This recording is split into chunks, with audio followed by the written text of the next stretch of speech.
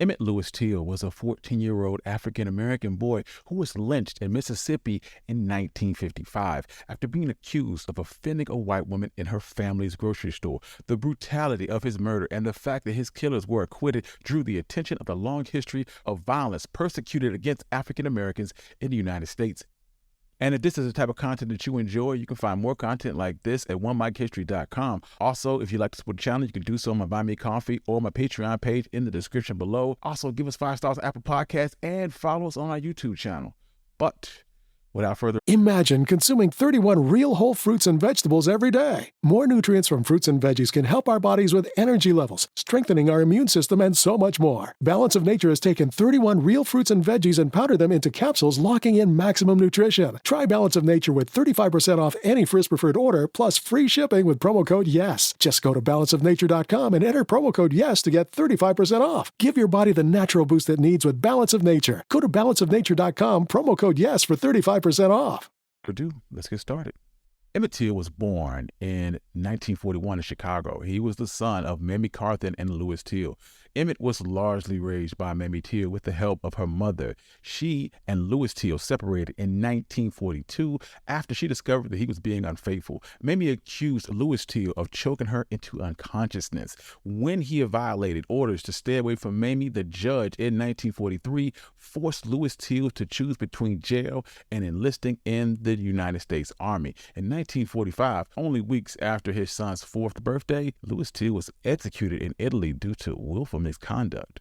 When Louis Till was a teenager in 1955, Emmett's uncle Moses invited him to visit his Mississippi farm for 2 weeks. His mother only agreed after a serious talk about the differences between Mississippi and Chicago. Even though racism existed in both places, the rules for black people was much stricter in the South. Mamie recommended Emmett Till avoid white people altogether. The 14-year-old understood. He packed his travel bag and his father's ring so that he could show his cousins and headed for the train station. Mamie and Emmett Till hugged for so long that Emmett almost missed his train. Unbeknownst to her, it would be the last time she'd see her son alive. When Emmett arrived in Monday, Mississippi in August 21st, 1955, since Moses Wright was a sharecropper, Emmett spent most of his days helping with the cotton harvest. On August 24th, Emmett and a group of teens went to the local grocery store after a day of working in the fields. Accounts of what transpired varies because there were no witnesses in the store. Some witnesses state that one of the boys dared Emmett Till to talk to the store's cashier, Carol Bryant, a white woman.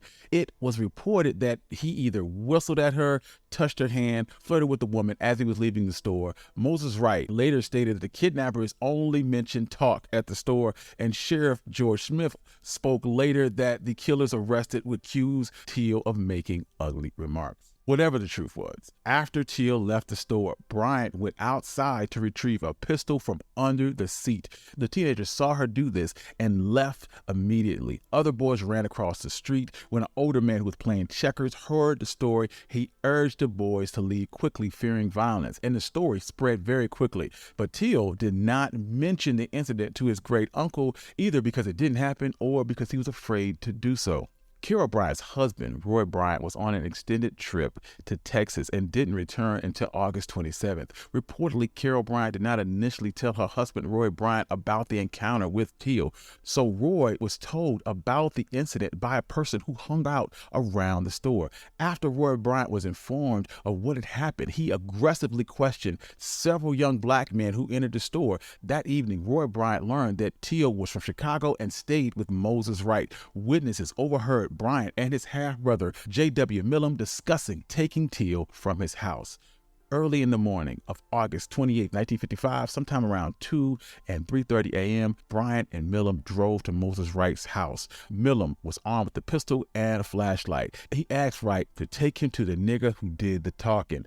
Till's great aunt offered the men money, but Millam refused as he rushed Emmett to put on some clothes. Moses Wright informed the men that Till was from up north and he didn't know any better. Millam threatened that if he told anybody, they would come back for him. The men marched Till out to a truck and planned to drive him by the store in order to have Carol identify him, but stated that they didn't have to because Till admitted to being the one they were looking for. They tied Till up in the back of a green pickup truck, pistol whipped him into unconsciousness and drove to a barn near Drew, Mississippi. Willie Reed, who was only 18 years old at the time, saw the truck pass by. Willie Reed said that while he was walking home, he heard the beating and the crying coming from the barn. He told a neighbor, and they walked back up the road to a water well near the barn, where they were approached by J.W. Millam, and Millam asked them, "Have you heard anything?" And of course, they responded with no. Millam and Bryant then drove to a cotton gin to take a 70-pound fan and drove several miles along the Tallahatchie River looking for a place to dispose of Till. When they found the right spot, they shot Emmett Till, weighed his body down with the 70-pound fan, and dumped his body into the Tallahatchie River. Moses Wright stayed on his porch for nearly 20 minutes waiting for Till to return. He then drove around town looking for Till. Unsuccessful, they returned home at 8 a.m. Initially, Wright didn't want to call the police because he feared for his life. But after talking to Emmett's mother, Wright and his wife, Elizabeth, drove to the nearby town of Sumner, where Elizabeth's brother contacted the sheriff. They then contacted the local newspapers and the NAACP, and even the White House via telegram. Millam and Bryant were questioned by the LaFleur County Sheriff, George Smith, and they admitted to taking the boy from his great-uncle's yard, but claimed they had released him the same night in front of Bryant's store. They were then arrested for the kidnapping of Emmett Till. 3 days after his abduction, Emmett's swollen and disfigured body was found by two boys who were fishing near the Tallahatchie River. His head was badly mutilated, and his body had been shot right above his right ear, and his eye had been dislodged from the socket, and he was tied to a fan blade, which was fastened around his neck with barbed wire. His face was barely recognizable due to the trauma and having been submerged in the water for 3 days. Moses Wright was called to the river to identify Till's body, but could only identify him based on his father's ring with the initials LT, May 25, 1943 on it. Local officials wanted to bury Emmett right away, but Mamie Till demanded that the body be sent back to Chicago. She later said that she worked to halt the immediate burial in Mississippi and called several local and state officials in Illinois and Mississippi to make sure that her son was returned to Chicago. After negotiations involving a local Chicago congressman, plans were made to bring Emmett home. At the funeral home, Mamie insisted that she see Emmett's horribly mangled face and body. The funeral director hesitated because Mississippi officials had only agreed to send the body back if the casket remained sealed. But Mamie did not care. She wanted to look at her son, and she had one thought: let the people see what they did to my boy. She ordered an open casket funeral, and Mamie granted a photographer from the black magazine Jet permission to photograph Emmett's body and publish the pictures. Soon, the mainstream media picked up the story. Nearly 100,000 people viewed Emmett's body for almost 4 days. It felt like most of Chicago came to pay their respects. So many people could relate to Mamie. The reason they had left the North is because they were worried about the safety of their families in the South and because they felt powerless to protect their children. After Millam and Bryant were indicted for murder, Millam and Bryant initially had difficulty finding attorneys that would represent them because they had limited funds, but the Sumner law firm offered their services pro bono, and their supporters gathered almost $10,000 for their defense. Hamilton Caldwell, the state's prosecuting attorney, was not confident that he could get a conviction in a case of white violence against a black male accused of insulting a white woman. The NAACP also had their concerns that the prosecuting attorney, Gerald Chatham, would not be able to secure a guilty verdict despite the compelling evidence. Less than 2 weeks after Emmett's body was buried, Millam and Bryant went on trial in a segregated courtroom in Sumner, Mississippi. The trial lasted for 5 days. Attendees remembered that it was extremely hot and the courtroom was filled to capacity with almost 280 spectators. Black attendees sat in a segregated section, and the press from major national newspapers attended, including black publications. Black reporters were required to sit in the segregated black section, away from the white press and further away from the jury. Many northern visitors found that the courtroom was run with surprising informality. Jurors were allowed to drink beer while on duty, and some spectators even wore handguns. Moses Wright would take the stand and identify J.W. Millam during the trial, an act that was unheard of in the past because of significant intimidation of blacks in Mississippi.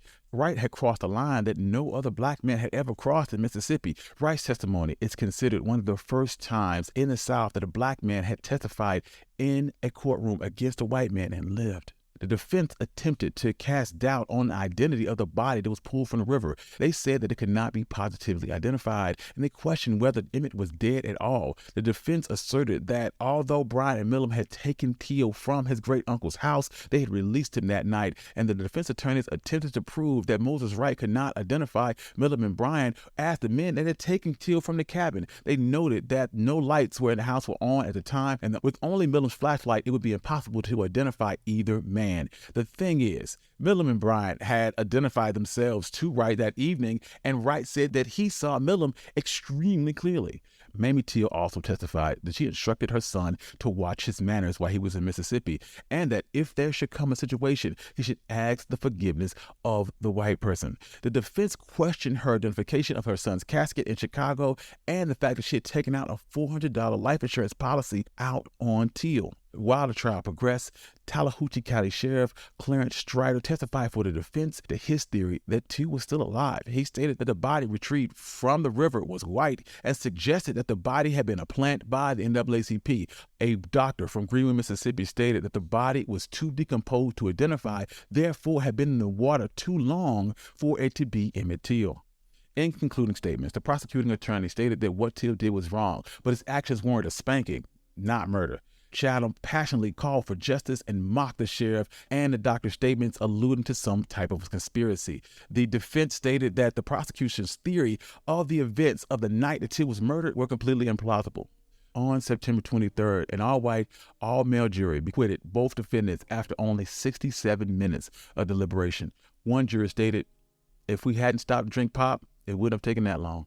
In later interviews, jurors acknowledged that they knew that both Millam and Bryant were guilty, but simply did not believe that life imprisonment or the death penalty was a fit punishment for whites killing a black man. Two jurors said late in 2005 that they believed in the defense's case and said that the prosecution had not proved that Emmett Till was dead at all, nor that that was his body that was removed from the river. In late 1955, black leaders were still hopeful that Millam and Bryant would at least be punished for kidnapping. A grand jury was convened, and Millam and Bryant would again both admit to taking Till. Moses Wright and Willie Reed would both testify, Willie Reed stating that he had seen Millam enter the shed from which screams and blows could be heard, but after 2 weeks, the grand jury had still not decided on whether or not they were going to indict Millam and Bryant. Mississippi Senator James O. Eastland then dug up information on Louis Till's past and leaked it to the press. It stated the United States Army had executed Private Till in Italy in 1945 for raping 2 Italian women and killing a third. This insinuated that Emmett's behavior ran in his family, and in November 9th, 1955, a grand jury refused to indict Millam and Bryant on the kidnapping charges, and both men were completely free. Mamie Till would turn to the federal government for help, but it was to no avail. She didn't even receive her ex-husband's Army records, so how could Senator Eastland? She also attempted to meet with President Dwight Eisenhower, but he refused. And also, FBI Director J. Edgar Hoover wrote in a memo, there have been no allegations made against the victim. Emmett Till has been subjected to the deprivation of any rights or privileges that have been secured or protected by the Constitution and the laws of the United States. Protected by double jeopardy, Millam and Bryant struck a deal with Look magazine in 1956 to tell their story for about $4,000. The interview took place at the law firm of their attorneys, and Millam and Bryant were also interviewed not by the magazine but by their own attorneys, during which Millam would admit to shooting Till and that neither man believed they were guilty or that they had done anything wrong. The Federal Bureau of Investigation would reopen Emmett Till's case in 2004. Although Millam and Bryant were long dead, the agents sought to obtain conclusive accounts to Till's final hours and whether charges should be brought up against anyone still living. The FBI said that the statute of limitations, which had run out in any federal crime, but the FBI worked with state investigators to determine if state charges could still be brought. After a 3-year investigation in which Till's body was exhumed and given a complete autopsy, but it did not lead to the filing of any criminal charges, but it did uncover a deathbed confession by Millam's brother Leslie, who admitted his own involvement in the kidnapping and murder. In 2006, the Cold Case Initiative to investigate racially motivated killings from decades earlier, a federal law named it after Till allowed for the review of killings that had not been solved or prosecuted to the point of conviction. The Emmett Till Unsolved Civil Rights Crime Act requires that the Justice Department make an annual report to Congress. While no report was filed in 2020, a report was filed in December 2021 and announced that they were closing the investigation. Lastly, in 2017, author Timothy Tyson released the details from his 2008 interview of Carol Bryant, Emmett's accuser, who is now known as Carol Donningham, who was living in Raleigh, North Carolina. She disclosed that she had fabricated parts of her testimony during trial. Bryant recanted her testimony that Till had grabbed her wrist and uttered obscenities, saying that that part wasn't true. Bryant said that she did not remember the rest of the events that had occurred between her and Till in the grocery store, but she did say that nothing that boy could have done would ever justify what happened to him. Thank you. This has been One Mic. I'm your host, Country Boy. And if you like stories like this, you can find more stories like this at OneMicHistory.com. Also, if you'd like to support the channel, you can do so on my Buy Me Coffee on my Patreon page in the description below. Also, give me 5 stars on Apple Podcasts and support the YouTube channel. Peace.